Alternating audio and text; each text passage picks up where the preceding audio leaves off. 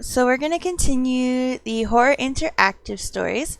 Last time we did the doll, we did after funeral, so now we're gonna do Crystal Skull. We're gonna see what this one is like. So we'll see. Oh, that's a really cool skull, actually. I like that. Alright. You're a king who is loved by his people. You have a serious problem, though. Your only child, Juliana, has an incurable disease and she's dying. You hear about a crystal skull which can cure illnesses and let people have visions. It is brought to your palace from the continent of America, but your man warned you that the skull might be cursed. Will the crystal skull bring health to the princess or doom? Well, if it's a skull, I don't see how that's gonna really cure diseases or bring any fortune towards you that you want. Mainly because if I see a crystal skull, my brain doesn't go, oh, it's gonna cure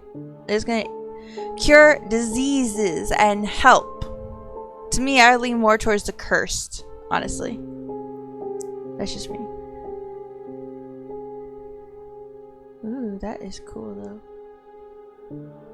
Alright, let's see. Your daughter, Juliana, is ill. She's only 18 years old, and she's got an illness that nobody could cure yet. Princess is dying, and she is your only child, and heir to the throne. Every doctor you could find tried to cure her. You have tried almost everything. Almost. You have been informed about a miraculous artifact unearthed in the continent of America. It is a human skull made of crystal. It amazes the scholars because no method is known to carve up such an excellent shape of a skull out of crystal. This skull doesn't belong to the world that you know, but to an ancient civilization that has been lost. But what amazes the scholars is not just the impossible creation.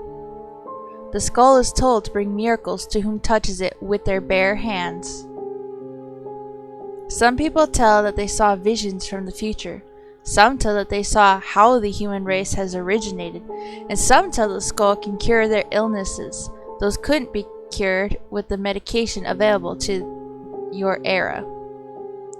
Naturally, you order your best men to bring the miraculous skull to the palace. It's midnight now. You are in Juliana's chamber. She's lying in her bed, holding your hand as you sit by her bed. No candles are lit inside. Full moon enlightens the princess's chamber, shining on her long blonde hair and blue eyes. She is too weak. Her skin is pale. She has under-eye bags showing her illness.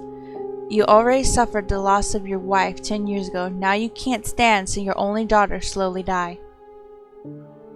Juliana asks you with a soft voice, "Father, am I going to die?" Let's see, we have 1, I won't allow that. 2, eventually, yes. I think we're gonna go with... This time, we'll do 1. We'll say, I won't allow that. She smiles. I know, Father. You are a mighty king. I know that you will do the best by your subjects and me. The door of the chamber is knocked on. The servants generally don't disturb the royal family member at night, so it must be something important. Come in. A brunette boy, one of your servants, gets inside the chamber with politeness. He looks at you and says, Your Majesty, the artifact has been brought. You had been waiting for this moment for a long time. Go to the artifact, kiss Juliana's forehead. I will come back. We're going to do number 2. So we're going to say, I will come back. After you kiss Juliana's forehead and say, I will come back, she brings your hand to her pale lips and kiss it. Then you leave Juliana alone in her chamber. At the exit of Juliana's chamber, you see Sir William, one of the knights those were appointed with the task of bringing the ancient skull. He is a strong man with black hair and a round beard. He wears gloves and holds a bag. Your Majesty, he says, and kneels before you. Signal him to stand up. Let's go to my study chamber.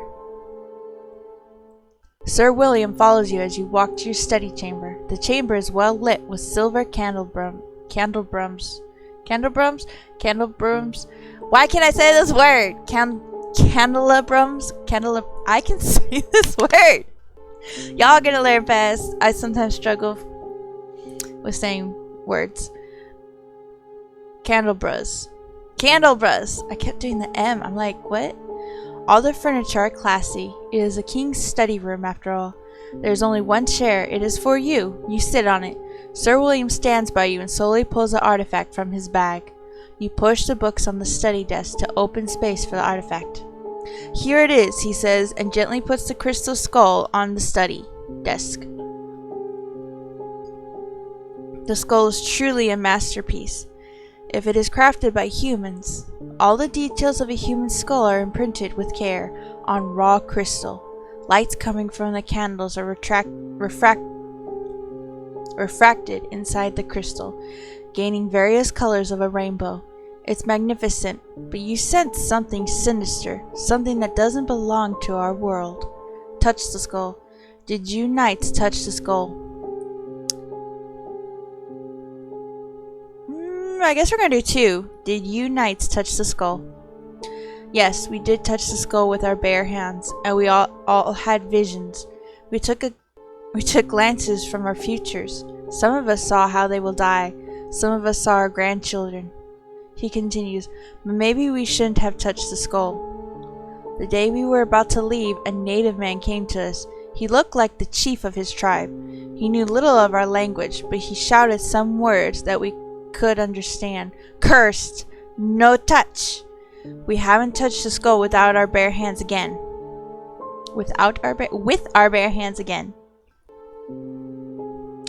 I know that our princess needs to find a cure. I also know that we received reliable information about the magical powers of this skull when it comes to incurable diseases.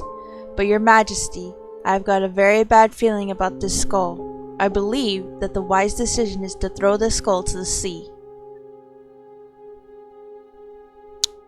I can't let Juliana die. She will touch the skull, or I trust your insight. Let's do it. I can't let Juliana die. She will touch the skull. The knight sighs. As you wish, your majesty. But if you're going to bring the skull to her, I wish you would wear gloves.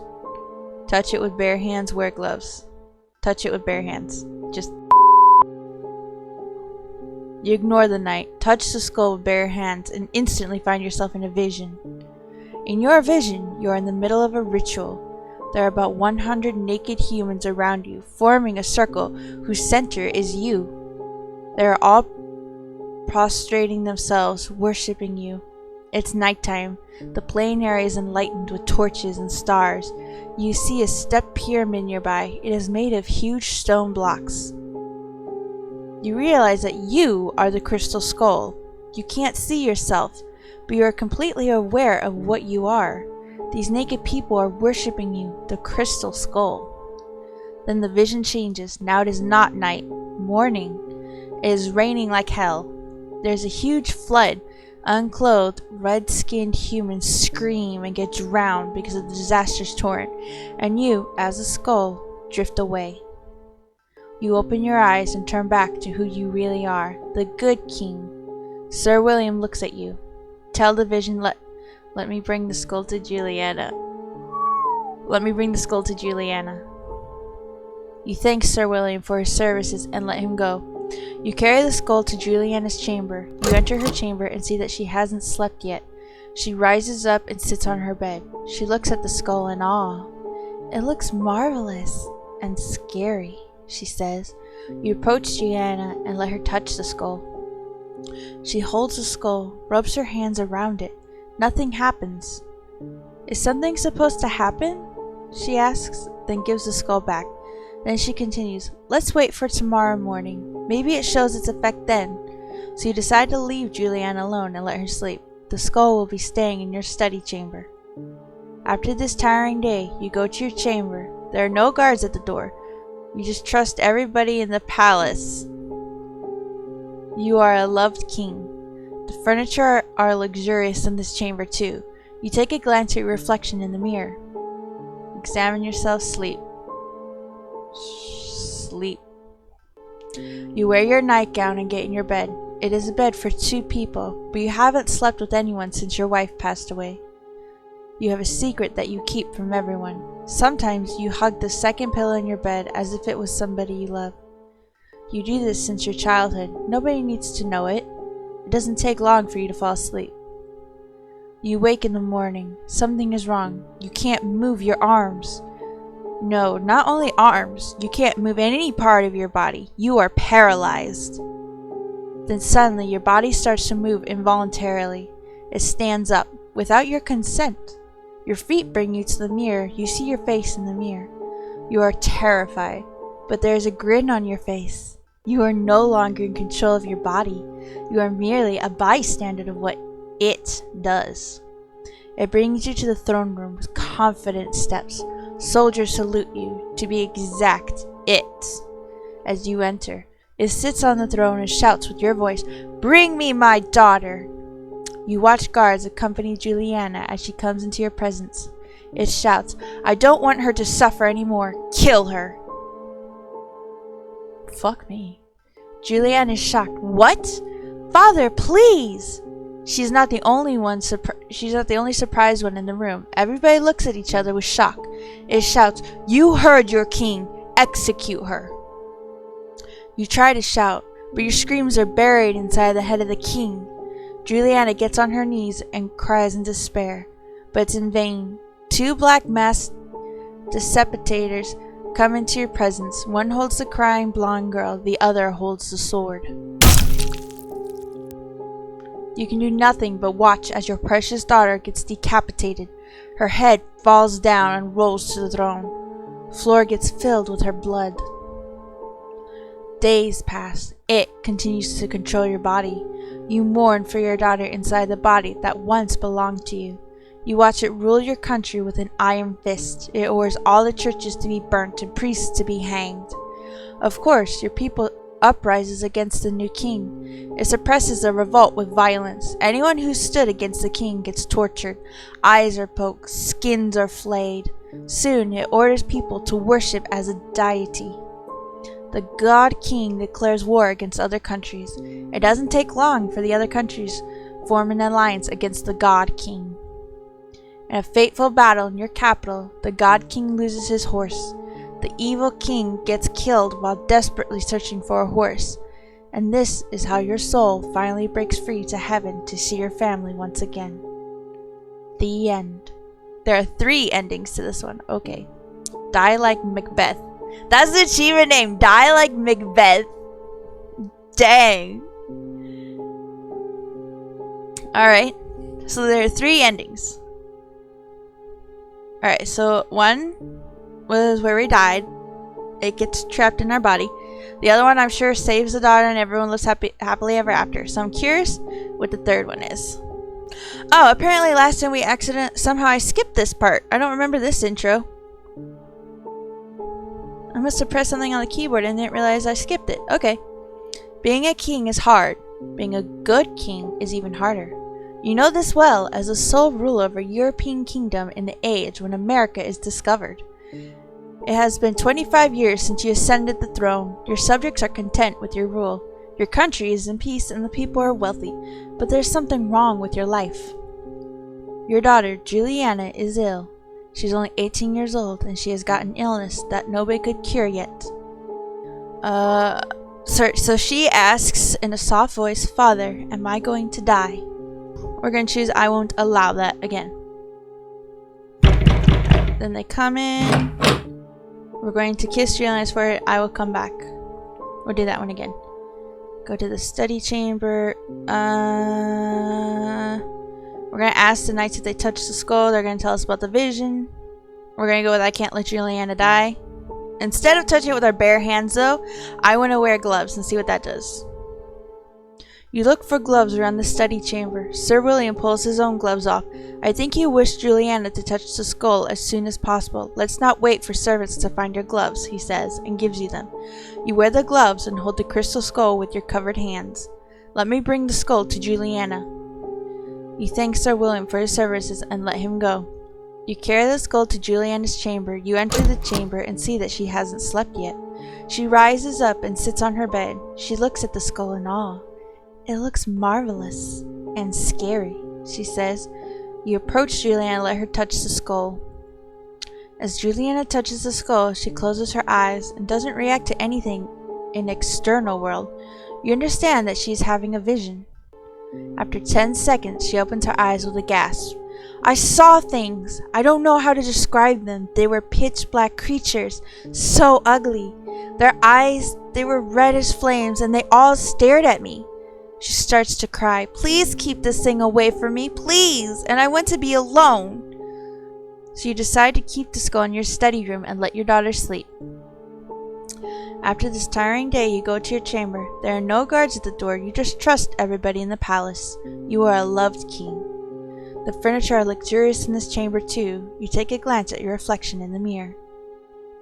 What I find interesting is even if you're a good king and you trust everybody, I still wouldn't necessarily go without guards at a door.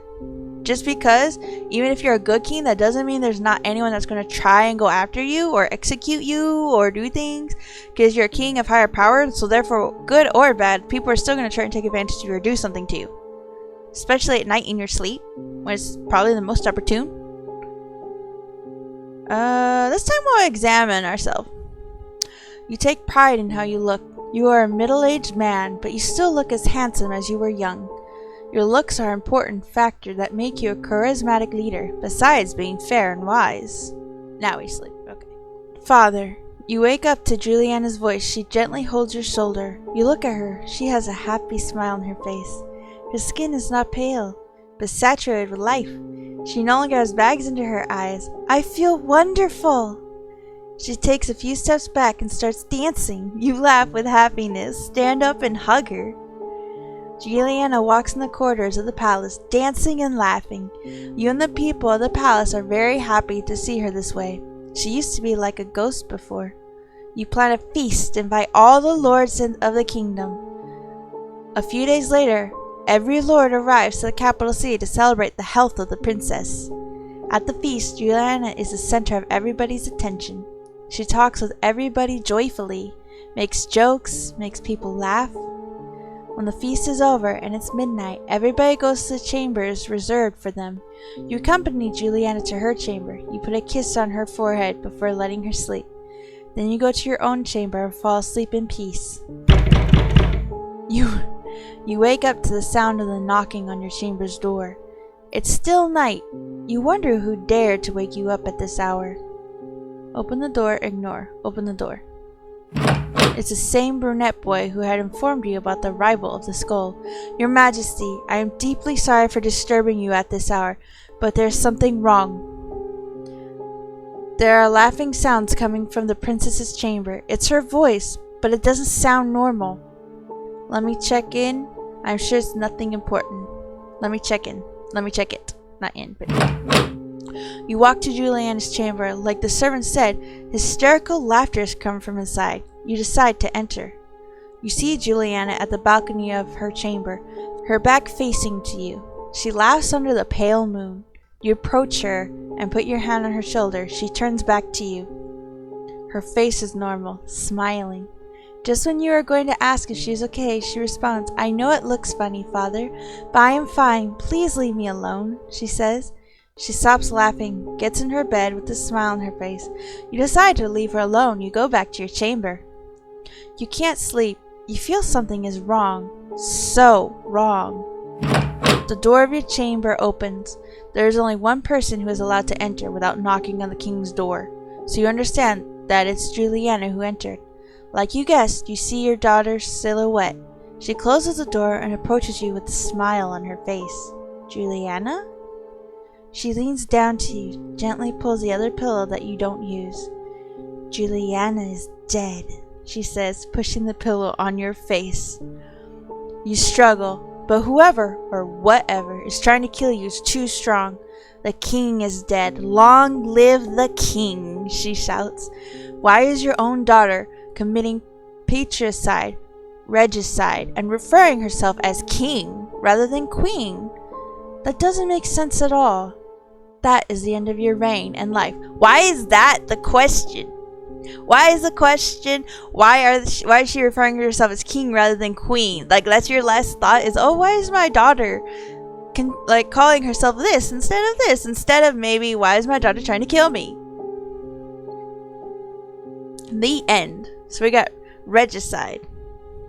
Alright, so I assume the other one is if we throw the skull in the ocean, then basically nothing happens. She just dies, I assume. Alright, play. Look, this time we're going to say eventually yes. So, Father, am I going to die? And then we're going to say eventually yes. She sighs. It is so sad. I'm a princess with ambitions. Ambitions to become a ruler. And it's certainly not about personal gain. I want to continue what you do. I want to be a fair ruler and make our people happy. She continues. But I think this is life. Death conquers all. Alright, then we say come in. We could just go to the artifact. I still like the option where we kiss her forehead. Then instead, let's see. I believe that the wise decision is to throw the skull to the sea. So we're going to say, I trust your insight. Let's do it.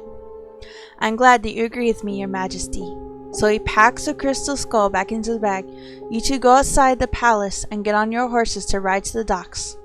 When you reach the docks, Sir William finds stones and fills the bag with it. Then he throws the bag, your only hope for curing Juliana, to the bottom of the dark sea. I know how hard it must be, but maybe this is the best for all of us. You hope that he's right. Question: why would you fill the bag with stones? It's a crystal skull, right? So wouldn't the crystal skull already be heavy enough to just throw in the water and it sink? Why do you need to put rocks in it too? Because crystal isn't necessarily light. I would think the crystal skull, especially of that size, would be fine enough to sink itself. Guess it's better safe than sorry. The end. Get rid of the skull. Crystal skull 1. Alright. Oh, there's a crystal skull 2. I was like, what do you mean 1? I forgot there's a number 2. Alright, alright. So, yeah, so we did the crystal skull, and we did all 3 endings. So we had the one where it went into the king and ruled and killed the daughter. We had it entering the daughter and killing the king, and then we just got rid of the skull. But yeah, so the crystals, the evil beneath the ground. So we have that one. We have Crystal Skull 2, Madness and Infinite Loop, and Ouija, that's how I say it, and credits. Alright. So we've done 3 of them so far. So please comment, like, subscribe down below. I love you guys. Thank you. Bye.